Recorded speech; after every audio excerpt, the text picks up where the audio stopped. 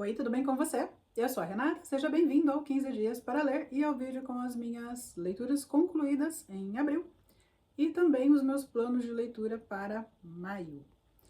Começando, como sempre, com a apresentação dos países, das nacionalidades dos autores lidos. Esse mês eu fiquei bastante feliz, consegui dar uma passeada interessante. Concluí aqui livros de autores da Suécia, Brasil, Venezuela, Nigéria e Irã. Houve também variedade dos temas lidos, dos formatos. Só agora que eu percebi que eu consegui fazer leitura de prosa longa, do romance, teatro, HQ, só faltou poesia. Bom, começando aqui pela ordem de conclusão, que é a mesma ordem que eu apresentei aí as nacionalidades.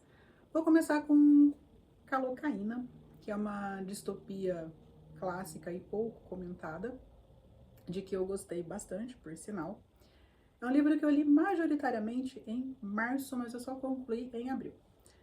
Esse livro estava na minha lista dos 12 livros para 2025, mas ele também foi a leitura de março do Clube do Livro aqui de Campinas.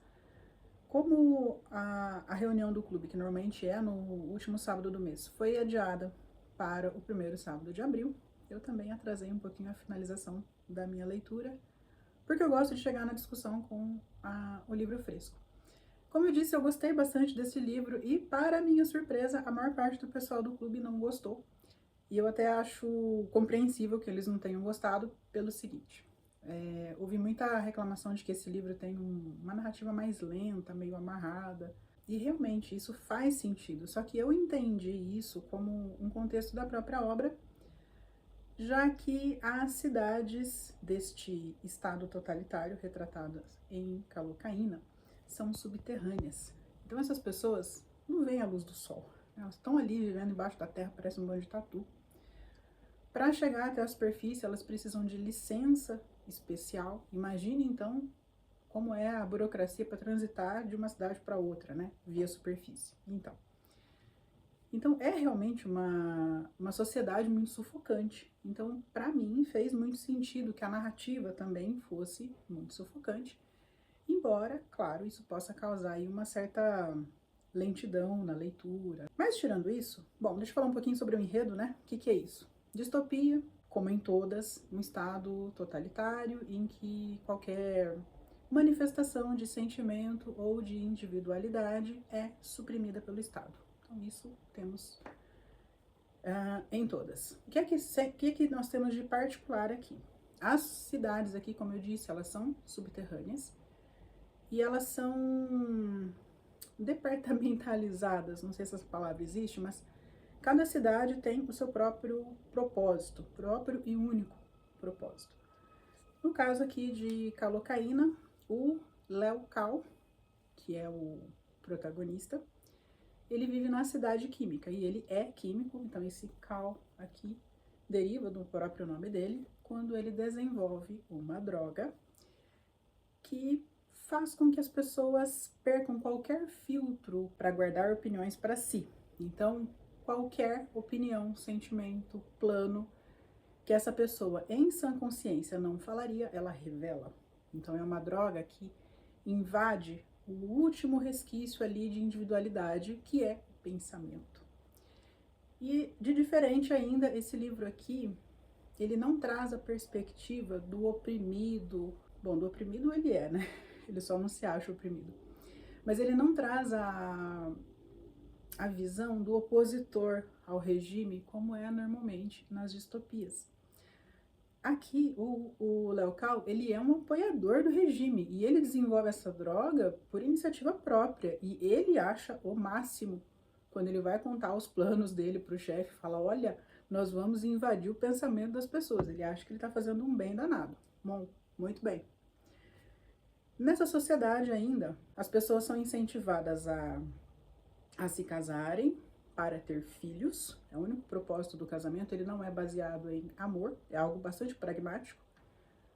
Os casais estão juntos para procriar e essas crianças são do Estado, tanto que elas ficam com a família por pouco tempo e conforme elas crescem, elas passam cada vez mais em acampamentos do Estado, recebendo treinamento tático e militar. Muito bem. Qual que é a contradição aí? Apesar de o casamento não ser calcado em amor, o Léo Cal tem um ciúme doentio da esposa. Ele desconfia que em algum momento a esposa dele teve algum envolvimento com o chefe dele. E isso o consome, o corrói por dentro. Tá, então essa é uma contradição aí do protagonista em relação ao entusiasmo que ele sente pelo Estado e por todo esse controle das pessoas. E o segundo detalhe que eu quero deixar aqui como peculiar é que ele já começa o livro dizendo que ele está preso há uns 20 anos. Então a gente sabe que algo de muito errado aconteceu aí, né? Então o resto do livro é ele contando como foi o desenvolvimento da calocaína e quais os desdobramentos que essa droga provocou para a vida dele e para as pessoas ao redor.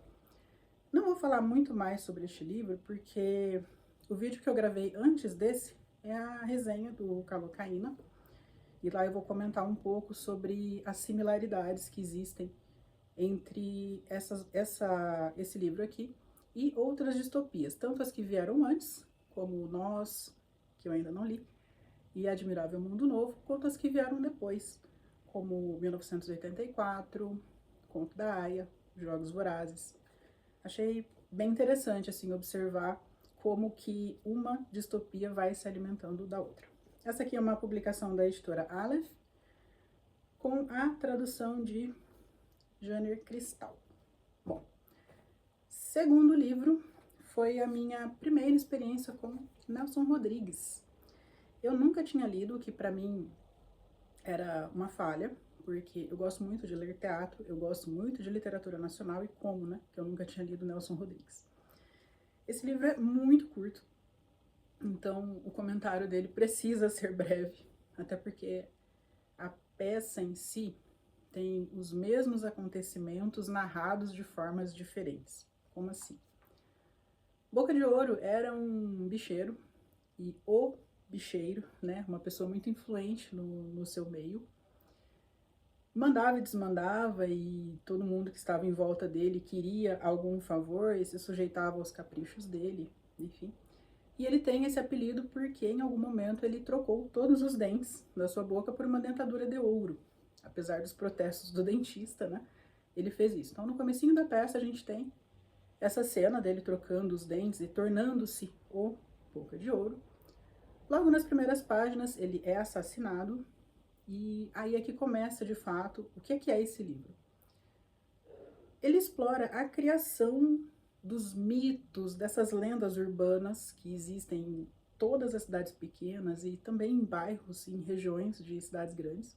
Então essa é uma das, não vou dizer críticas, mas é uma das situações retratadas aqui.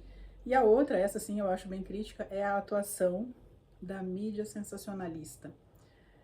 Sabe aquela vontade de espetacularizar a desgraça alheia?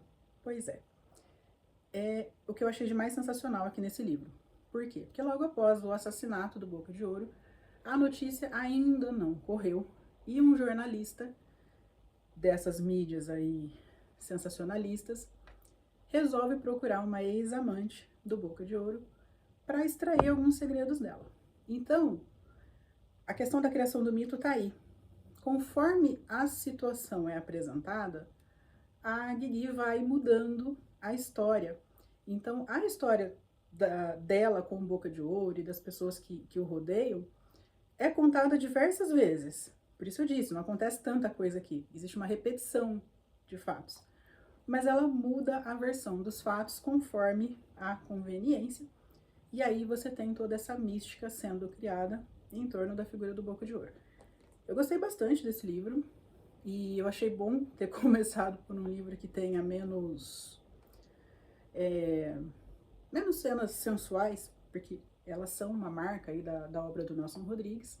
Então, esse primeiro contato com menos foco nessa parte mais carnal, embora até exista, mas não é tão relevante assim, foi um bom começo. Este aqui é um livro publicado pela editora Nova Fronteira. Agora, deixa eu buscar palavras educadas para falar de um livro que não me agradou muito. Eu vou deixar uma imagem aqui da capa dele, porque foi uma leitura que eu fiz no Kindle. Esse livro está disponível no Kindle Unlimited. Eu li o clássico dos clássicos da literatura venezuelana.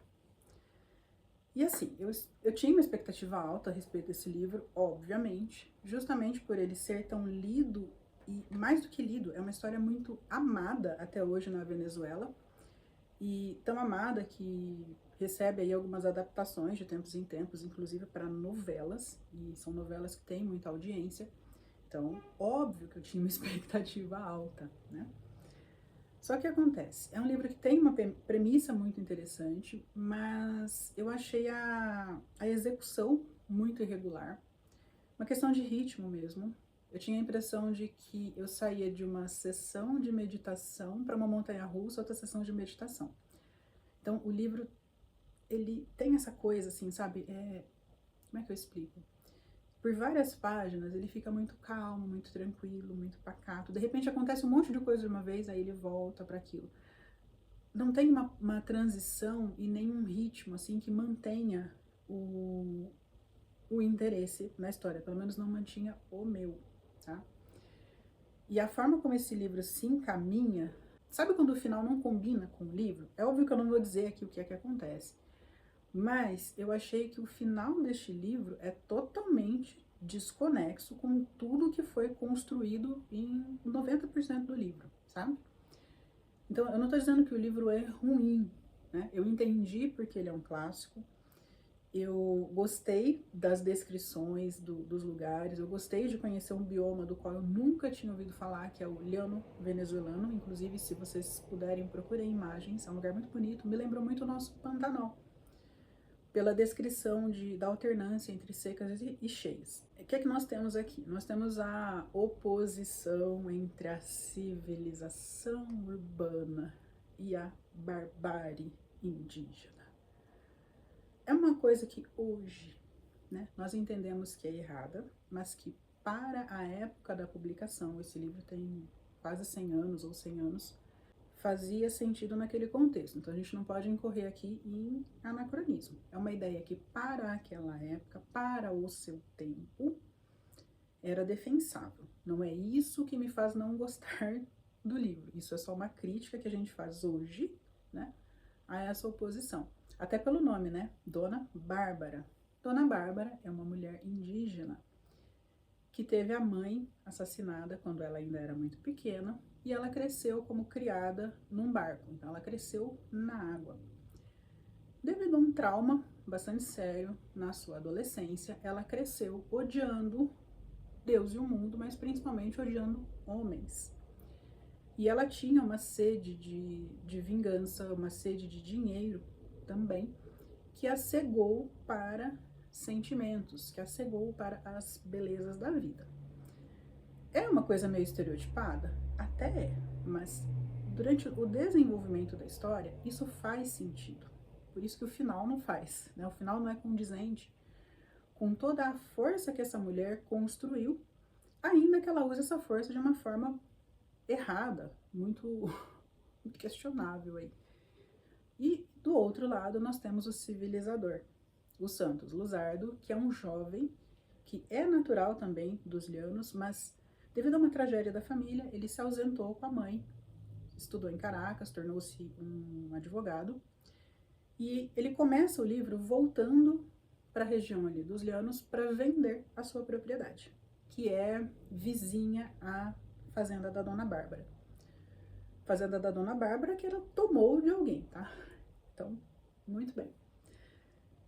Claro que, né, logo no comecinho do livro, para que essa história aconteça, ele desiste da venda e resolve ficar por ali para tomar conta do que é seu e para, sendo bastante simplista, botar a Dona Bárbara no lugar dela, né? Então ele vai se impor naquela região para cuidar do próprio gado, das próprias propriedades, cuidar das pessoas que confiam nele. Então o desenvolvimento da história estava interessante. Mas, como eu disse, né, essa questão aí do ritmo me pegou muito e eu fiquei com muita raiva do final escolhido. Recomendo que leiam? Recomendo, apesar de tudo, apesar de eu não ter gostado, porque, como eu disse, é uma leitura muito querida. Eu sou o ponto fora da curva aqui. Então, recomendo por ser um clássico e também por ser literatura oriunda de um país que nós não lemos muito aqui, né? Eu não sou, assim, a leitora de América Latina. Eu tenho essa coisa de variar países, mas vira e mexe eu tenho que me lembrar de ler latinos. Eu às vezes me esqueço. Eu gosto muito de ler Europa, África e Ásia, e às vezes eu esqueço dos nossos vizinhos, mas o que é mais comum de nós encontrarmos aqui no mercado brasileiro de América Latina? Muita Argentina, Chile, Peru, um pouco de Uruguai também e Colômbia, mas, por exemplo, até onde eu sei, não tem nenhum autor do Paraguai, do Equador, da Venezuela que seja muito popular aqui. Então, eu acho interessante que a gente tenha esse olhar para outras literaturas também. Então, fica aí a recomendação. Se você assina Kindle Unlimited, leia o Dona Bárbara e tire as suas conclusões. Existe um aspecto muito importante a respeito do autor deste livro que eu quase deixo passar aqui no vídeo. O Rômulo Gallegos, além de ser escritor e professor, também foi político. Ele foi senador e presidente da Venezuela. Se eu não me engano, foi o primeiro presidente eleito daquele país. No momento da publicação de Dona Bárbara, a Venezuela vivia, mais uma vez, sob uma ditadura. Era do... acho que era Juan Vicente Gomes, se não for eu vou corrigir aqui. E o Gallegos, embora fosse senador, ele manifestava cada vez mais descontentamento pelo regime vigente.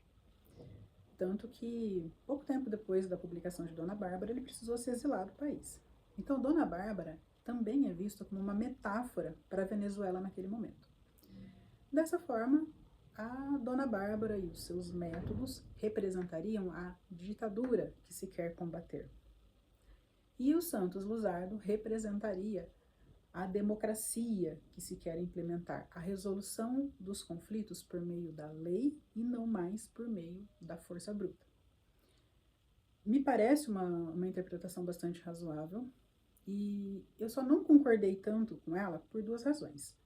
A primeira é por desconhecimento, eu não conheço a história da Venezuela o suficiente para dar palpite nisso. Se eu tivesse amado este livro, com certeza eu teria me debruçado aí nos livros de história para tentar entender esse contexto, como eu fiz, por exemplo, lá com Atos Humanos, né? Que eu parei tudo para entender a história da Coreia do Sul.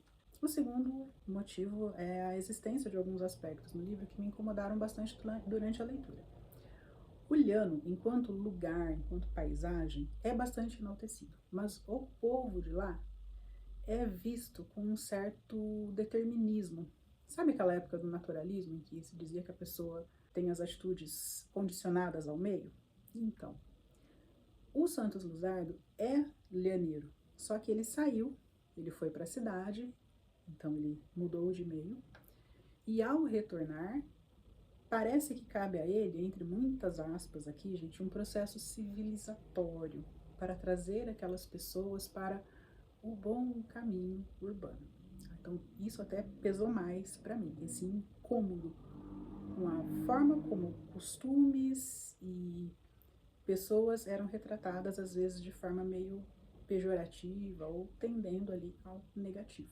A edição que eu li foi a publicada pela Pinar com a tradução de André Aires, mas existe uma versão bem antiga deste livro, acho que é dos anos 40, 50, que é traduzida pelo Jorge Amado. Então, existem essas duas versões aí no mercado, e as duas são difíceis de ser encontradas em meio físico, né? Porque a Pinar tem uma tiragem bastante limitada. Então, realmente é uma dica para Kindle. Agora chegou a vez do livro sobre o qual eu tinha as mais altas expectativas dentre estes livros de abril, que é A Paz Dura Pouco, do Chinua Achebe. Essa aqui é uma edição publicada pela Companhia das Letras com a tradução do Rubens Figueira. Eu tinha altíssimas expectativas sobre este livro pelo seguinte: ele é a continuação da trilogia africana escrita pelo Chinua Achebe. O primeiro volume dessa trilogia é O Mundo se Despedaça. Tem uma resenha para ele aqui, vou deixar o link, depois vocês assistam. A resenha está boa, eu acabei de revê-la, falei, olha, falei tudo que eu precisava. E esse aqui é um livro que eu considero perfeito. Ele tem um desenvolvimento muito bom de personagens, o enredo dele é redondinho, não falta nada. E é um livro que deixa a gente pensando por anos, literalmente. Porque eu li esse livro em 2022 e vira e mexe eu ainda pego ele ali da estante e dou uma folheada, dou uma lida em algumas partes marcadas. E ele ainda me faz pensar muito sobre colonização, poder político, poder religioso, manutenção ou não de tradições, choques culturais. E falando muito rapidamente aqui, nesse livro nós temos o protagonista, o Okonkwo, que é um homem forte, respeitado, corajoso, bravo e bastante rude, porque ele tem medo de ser comparado ao pai dele, que era um homem considerado fraco, mole, mas que era muito afetuoso e também um artista, ele era um tocador de flauta. Então o Okonkwo rejeita tanto o passado desse pai frágil, artista, sentimental, quanto ele rejeita também a chegada dos hábitos brancos, especialmente a chegada da religião. Ele é um defensor das tradições, dos costumes e dos cultos dos povos originários. Então, obviamente, ele sofre, né, ao ver pessoas do seu próprio povo indo voluntariamente seguir os costumes protestantes que estão chegando ali na Nigéria. Então, esse livro aqui se passa no contexto da chegada dos primeiros missionários, século XIX, se não me engano. Já esse aqui, ele traz um descendente do Okonkwo, e ele está ali nos anos 50, e ele está voltando para a Nigéria, depois de ter passado alguns anos na Inglaterra estudando. E ele é um contrário, assim, gente, é um choque, ele é muito diferente do Okonkwo. Eu ouso dizer que ele é tudo o que o Okonkwo desprezava, quase tudo. Ele só não é muito religioso, mas o pai dele é. O Isaac, que é o pai do Obi, protagonista aqui, é um defensor ferrenho dos costumes religiosos protestantes. Então a gente vê aqui dois descendentes do Okonkwo que são tudo que ele mais desprezava. Por que o Obi também é algo que ele desprezava? Porque ele é mole, ele não tem a cabeça no lugar, desperdiçou a oportunidade que teve, a comunidade pagou para que ele fosse estudar na Inglaterra, não foi a família. Ao contrário do Okonkwo, lá do outro livro, que era riquíssimo, a família dele agora está empobrecida. Eles não teriam condições de manter um filho no exterior. Então a comunidade toda se reuniu, angariou acho que 800 mil libras para que ele fosse estudar lá. E a ideia era que ele estudasse direito. E aí ele chegou lá e ele foi estudar o quê? Literatura, como artista, né? Como o pai do Okonkwo era. E aí quando ele volta para a Nigéria, ele consegue um emprego maravilhoso. Ele ganha por mês o que muitos conterrâneos não ganham num ano. E o que é que ele faz com essa oportunidade? Rasga em pedacinhos. Ele tem juízo? Não, nem um pouco. O que ele faz primeiro? Compra um carro, contrata criado e vive ostentando e paga jantares caros. E ele tem que manter uma aparência, manter um padrão de vida. E a família dele? Pois é. Então, é um personagem que é muito fácil de detestar, porque ele sabe que ele tá errado, ele tem consciência disso e ele continua se endividando. É muito fácil também detestar o Okonkwo, só que ele é menos... Ele é um personagem não maniqueísta. É muito fácil detestar o Okonkwo, mas também é muito fácil admirá-lo pela força de caráter e por ele se submeter às leis que ele defende. Ele não é um hipócrita de achar que a lei tem que ser aplicada para os outros, mas para ele não. Ele se submete às regras que ele defende. Esse aqui, não é que ele não se submeta às regras, mas é que ele tem uma fraqueza de caráter, uma fraqueza de atitude, uma fraqueza mental que torna o personagem detestável. E eu tô falando tudo isso, parece que eu não gostei do livro, né? Eu amei. O livro é muito bem escrito, muito. É que ele não consegue superar O Mundo se Despedaça. Isso aqui é perfeito. É um dos livros da minha vida. Esse aqui, ele só é muito bom, né? É muito bem escrito. Você vê quanto uma pessoa inserida em duas culturas permanece cindida. Enquanto ele vivia em Umuofia, que é uma cidade fictícia criada pelo Chinua Achebe, enquanto ele estava em Umuofia, ele já era meio deslocado.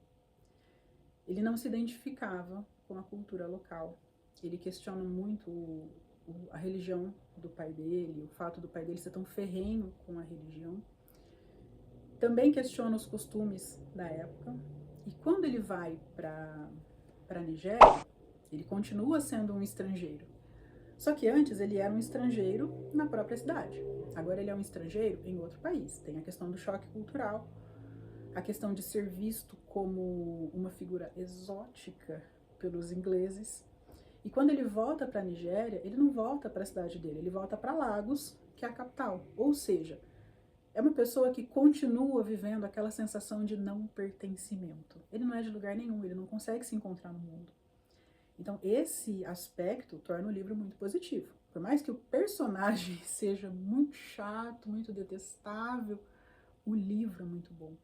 Porque ele coloca essa pessoa que não faz parte de lugar algum e tá sempre patinando, igual a barata tonta. Ele não consegue dar conta da própria vida, dar conta da própria existência, nem do próprio dinheiro.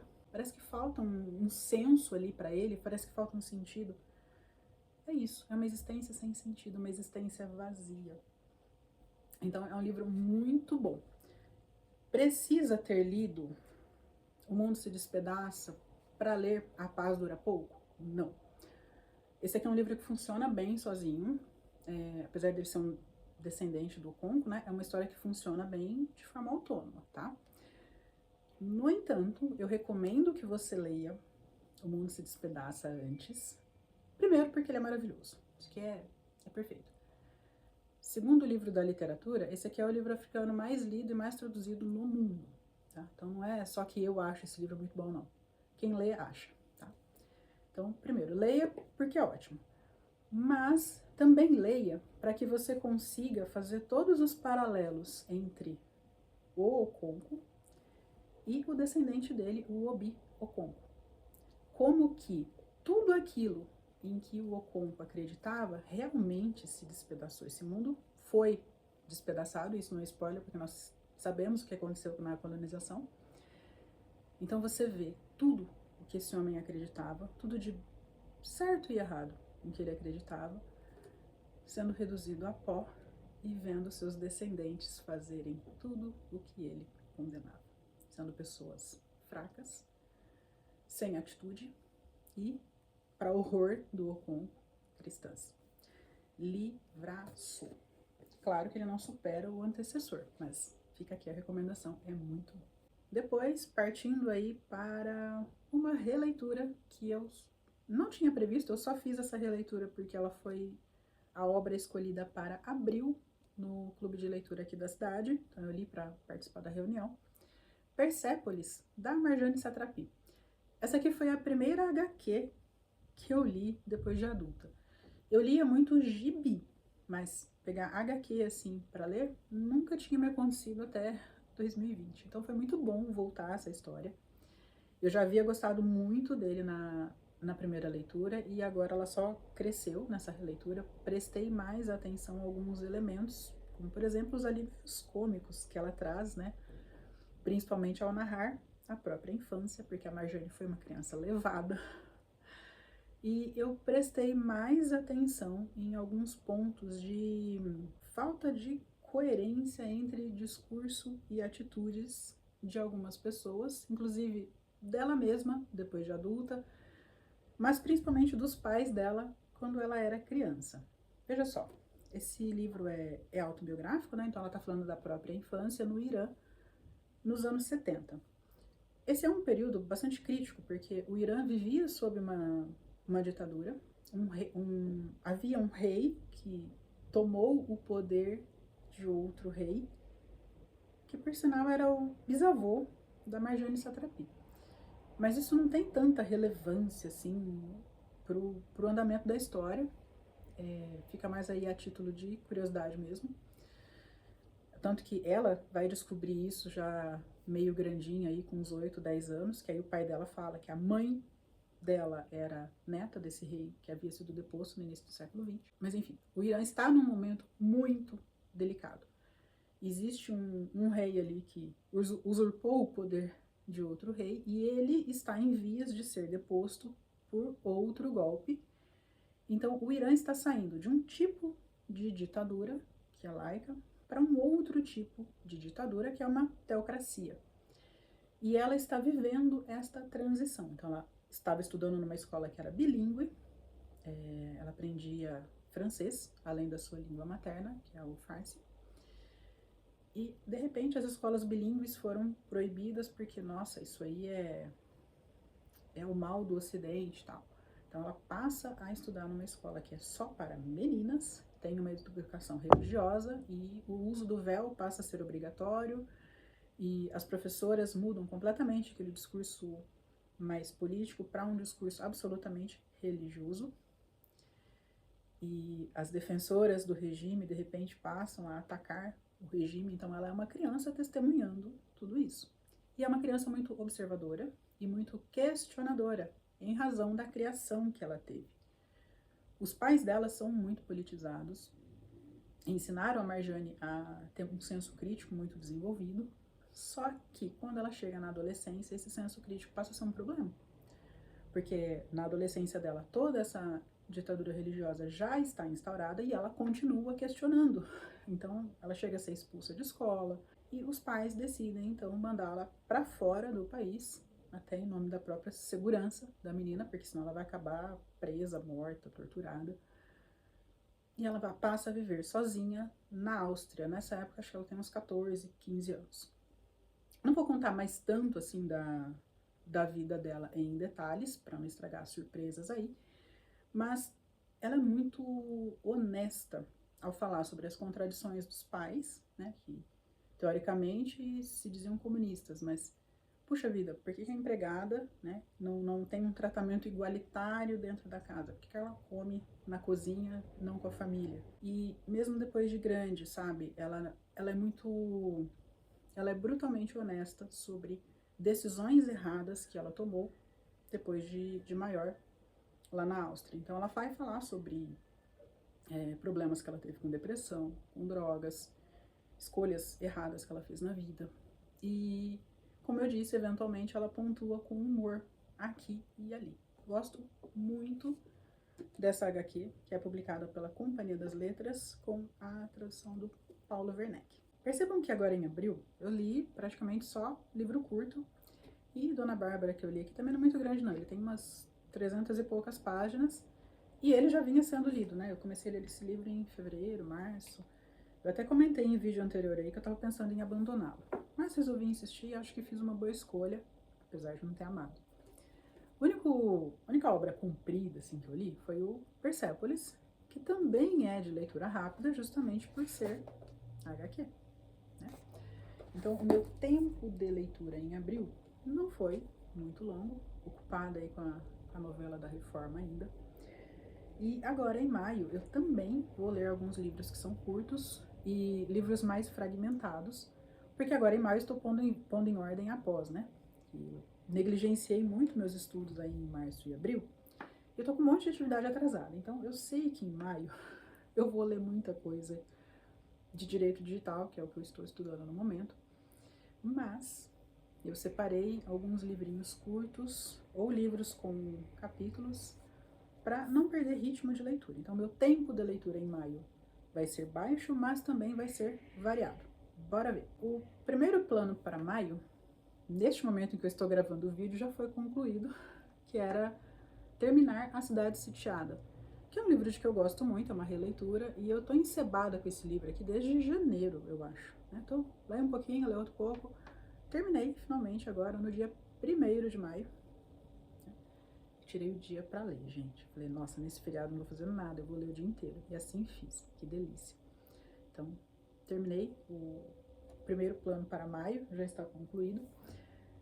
Segundo plano para maio era começar a biografia também da Clarice Lispector, e esse nome ainda vai ser falado aqui mais uma vez, meu Deus.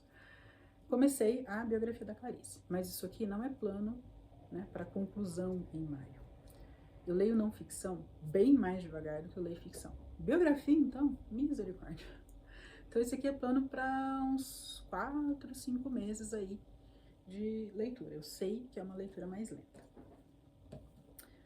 Também era plano ler algumas novelas do senhor Stefan Zweig, que eu não conhecia. Esse é um autor bastante aclamado, né, bastante falado, que eu nunca tinha lido e resolvi fazer aí mais uma tentativa de leitura. Já comecei esse livro umas 2, 3 vezes, não tinha ido, agora foi. Mas aqui é livro de planos para leitura, né? Então o plano é ler essas 6 novelas. Lembra que eu falei leituras curtas? Pois é, se, e apenas se, eu terminar essas novelas aqui, eu pretendo começar este não ficção aqui, que é o do que eu falo quando eu falo de corrida, do Murakami. Por quê? Porque ele também é dividido em partes. Eu dei uma folhadinha nele, ele é dividido em 9 partes, mais um epílogo. E cada parte tem 10, 12 páginas no máximo, então consigo também fazer a leitura fragmentada que eu estou planejando para o mês. Por que só aquilo de leitura para mim?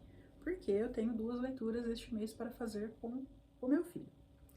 Prometo que é a última vez que eu vou falar em Clarice Lispector nesse vídeo. Ele precisa ler A Hora da Estrela. E eu acho que é um livro difícil para ele. Ele tem 13, são os últimos dias de 13 anos dele, agora é dia 18 de maio, ele faz 14. Ele tá no 9º ano. Então, se eu que gosto de ler, acho esse livro chato, imagine ele que nem gosta de ler. Então, me propus ler com ele A Hora da Estrela. É a 4ª vez que eu vou ler esse livro e eu não gosto dele.